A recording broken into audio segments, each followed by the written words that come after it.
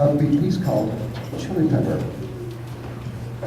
This is going to feature again Nathaniel Martinez on alto saxophone and Ansley Emmanuel on trombone.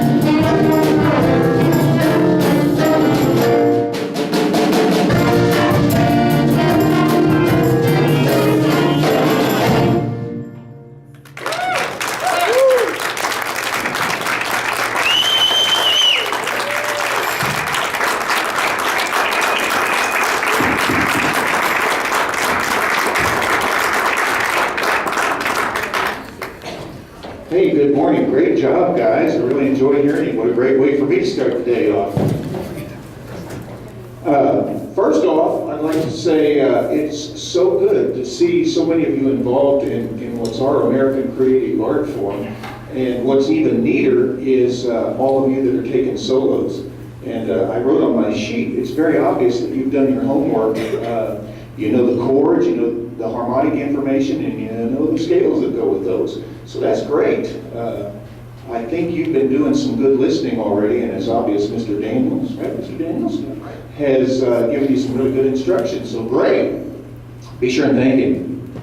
I'd like to take just a minute here, if we could, look at your blues tune, the second tune. And I know you've heard this a million times. It is so easy for us to want to rush and just push the figures, especially in a slow blues. And I'd suggest for you to give a listen sometime to the Count Basie Band. Has anyone ever heard Count Basie Band? I bet maybe you've heard some recordings here and there and not knowing it, but there's no band that can lay back as much as the Count Basie Band. And so if you've got a tempo of a quarter note here and you have 2 eighth notes, most people, like we're playing in a symphonic band, would go bop, bop.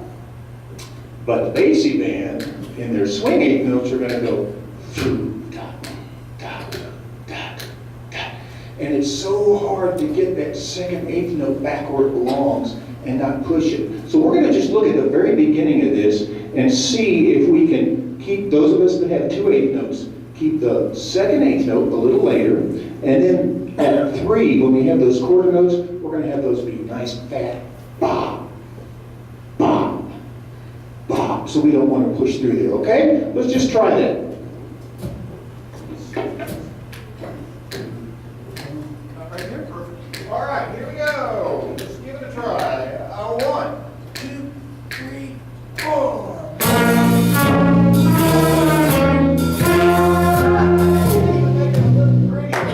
Sing it. Just sing with me. You don't have to sing the pitch. Just sing the figures. 2, 3, go. Da, da, da, da, da, da.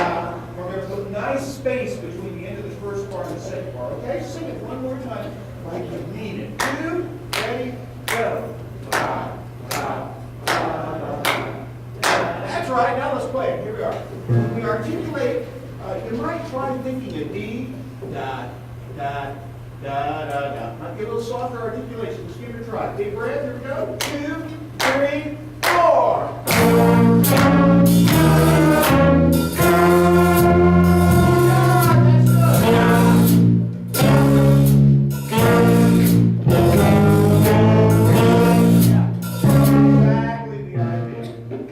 That's exactly the idea. That's good. So it's just a matter of listening and being aware. Probably most of us have played our instruments, how long? 2 years, 3 years, something like that? 2 or 3. Yeah. Well, you guys are doing a really great job. I'd like to encourage you to listen to as many people who play your instrument as you possibly can. It's really neat to see flutes and clarinets involved. I hope you listen to Eddie Daniels. I play clarinet too. And work on your improv as you already are. That's a really creative thing. Are you guys familiar with the Jamie Aebersold series? There's a series of improvisation by a man named Jamie, Jamey, Aebersold, Abersold.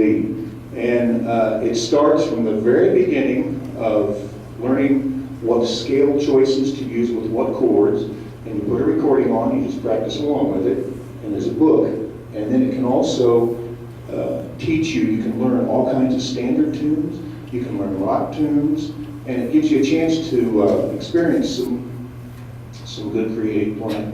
Okay? So it's been a real pleasure to hear you guys, and it was fun to get to work with you, and I hope you have a great time while you're here. Thanks for playing today.